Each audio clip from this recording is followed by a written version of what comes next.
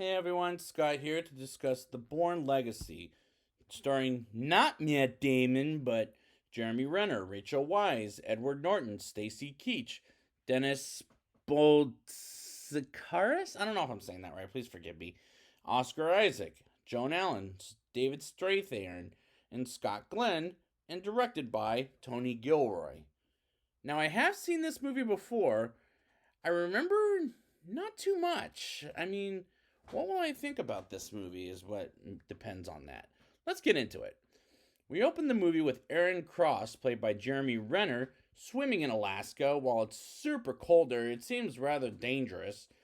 And Ezra Kramer, returned by Scott Glenn, spying on Simon Ross, who was in the Bourne Ultimatum, and visits Dr. Albert Hirsch, who was also in the last movie, and gets Colonel Eric Byer, played by Edward Norton. And so far, this movie is all over the place as we go back and forth between Aaron and the Ed Norton character in the CIA. And honestly, I'm 5 minutes into the movie, and I don't know who to care for in this movie. And I don't know if these characters are out. And I don't think I don't know these characters at all that well. And there were times it goes back and forth between the turn of events here and versus the Bourne Ultimatum scenes, which is really a bad idea, whereas the last movie did one scene during the Bourne Supremacy.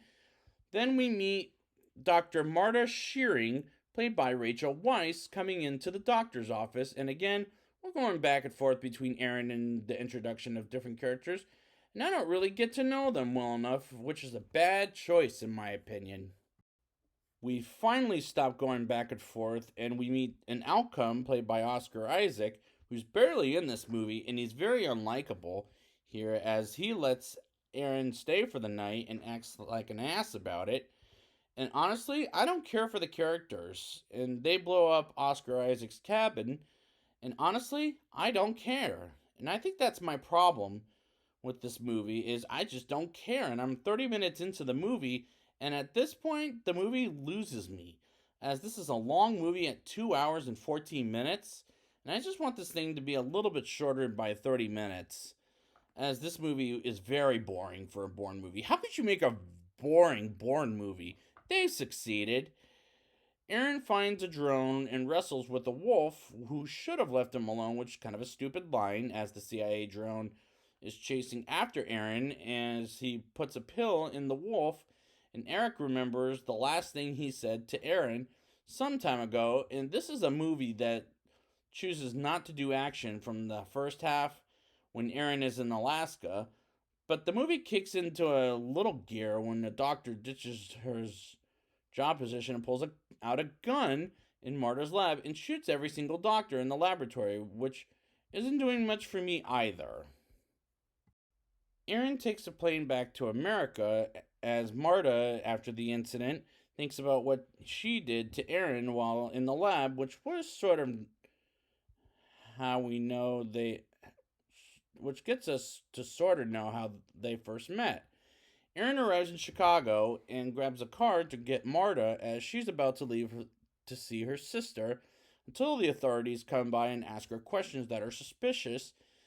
And one of them finds Marta's gun, and they're about to get her down until Aaron comes in and beats the crap out of them, which was a bad action sequence in my opinion.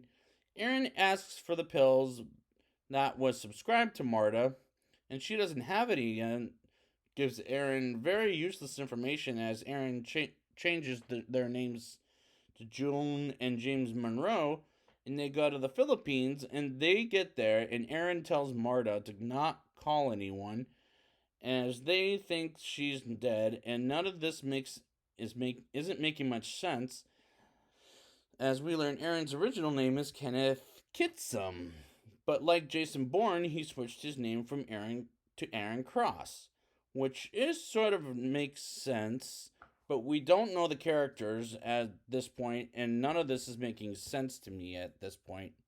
They arrive at the medicine laboratory at the doctor's office as Eric realizes Aaron is alive, as Marta gives Aaron the medicine as their guards come in to stop the process, and Aaron knocks them out. And this is all happening in the Philippines, by the way. I should tell you that right now. And Aaron and Marta manage to escape, which was stupid right off the bat.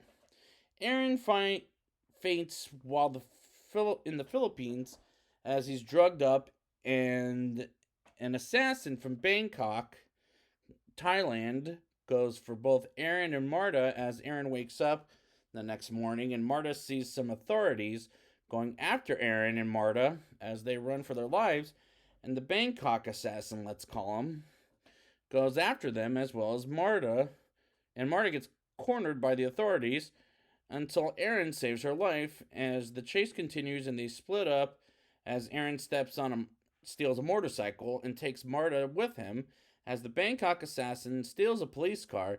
And this is getting really stupid to the point that I just don't care. I have had a really hard time following this movie right off the bat.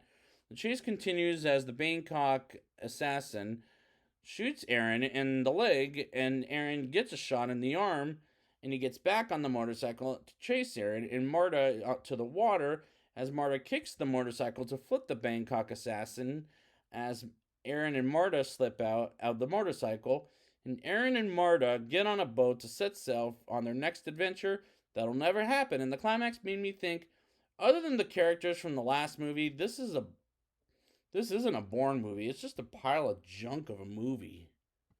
Now it's time for the rating. I'll give this movie a 3.9 out of 10. We'll see next time how next time goes. But this is so far the weakest Bourne film yet, but this isn't a Bourne movie. It's a pile of junk of a movie. I don't care for the characters, and this is a very boring movie that I cannot call a Bourne movie at all. So I'd like to thank you guys for joining me, and next time I will be back with Jason Bourne. And until next time, the name's Damon. Matt Damon.